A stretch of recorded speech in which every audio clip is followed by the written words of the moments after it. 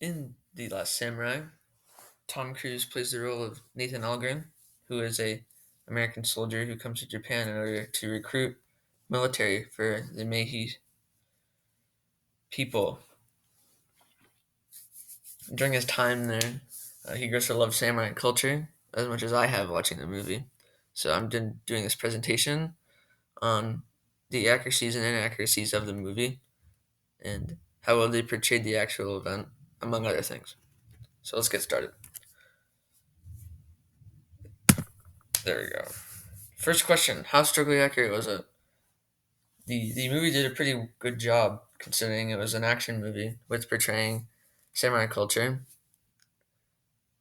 Let's delve into the details of what they portrayed. One was the samurai culture and their practice of military arts and literature and religion. The source talks about military arts mainly here, which was very well portrayed in the movie. There were a lot of fight scenes with swords, traditional weapons, and horseback and archers, and the armor was realistic.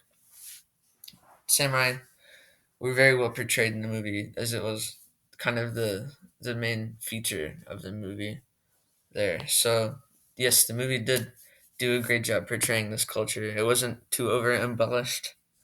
It was very spot on. Next, Meiji, Emperor Meiji, and his restoration, as the event goes. The Article 3 there, the Emperor is sacred and viable, that was very true in the movie. They did portray him with a lot of respect. He commanded respect from a lot of people.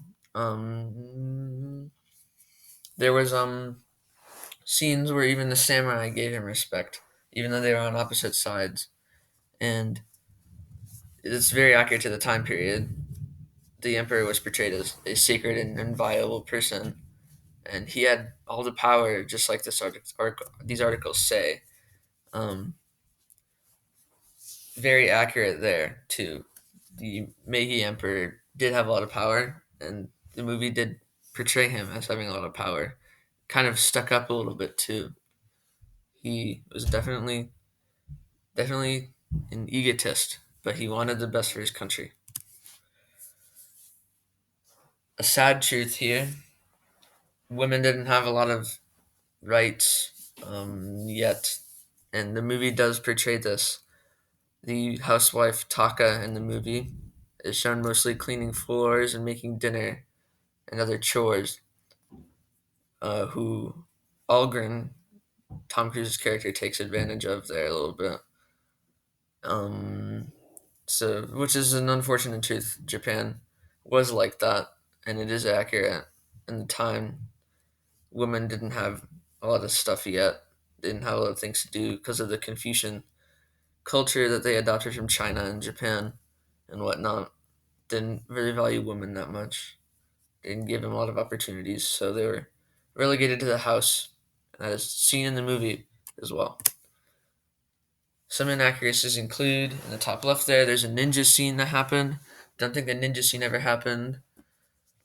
Like, never learned about ninjas. I don't know if they're mostly fiction or not.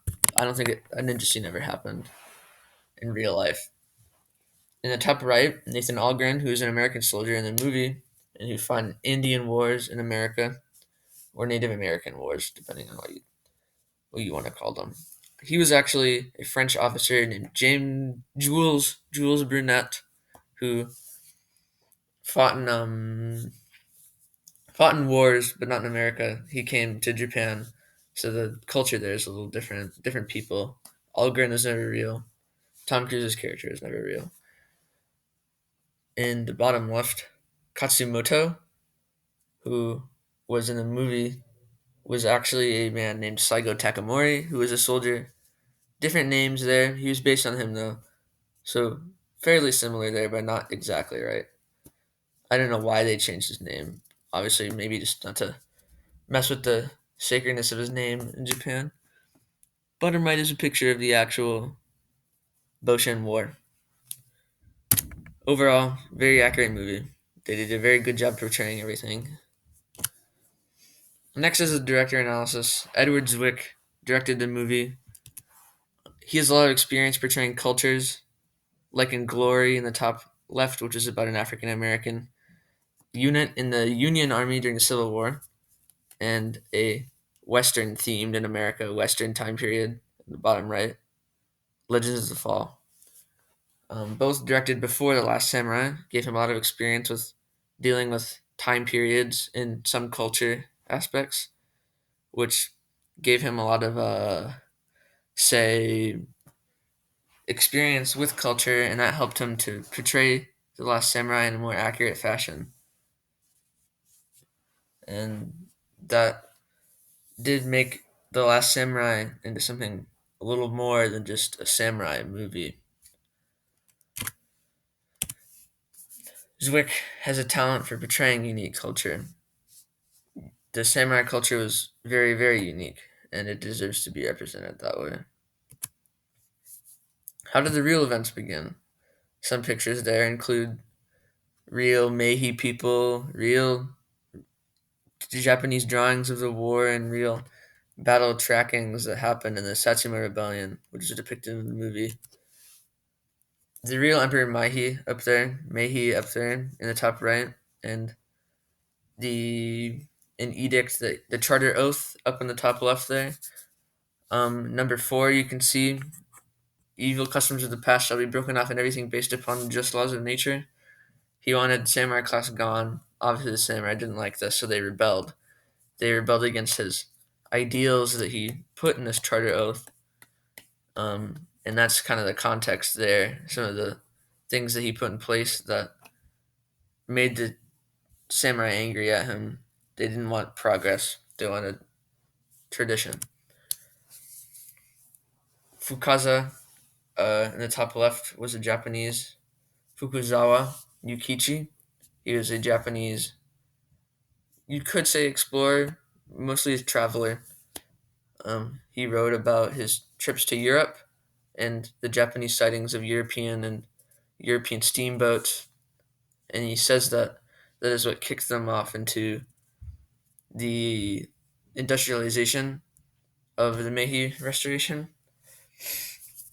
So, um, very like those visits from Europe that caused the Industrial Revolution, which in turn caused the Meiji Restoration, which the samurai didn't like, so they rebelled.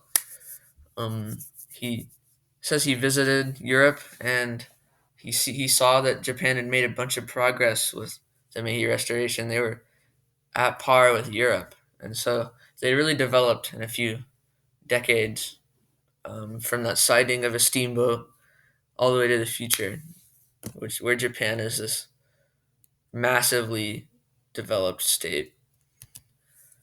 Japan's history is extremely interesting in this way, and I think the movie did a very good job portraying this in an accurate fashion without upplaying the movie esque stabby stabby sword combat esque aspect of it. And the Meiji Restoration was accurately portrayed in terms of historic dates and whatnot. Some sources. Thank you for watching. Have a good day.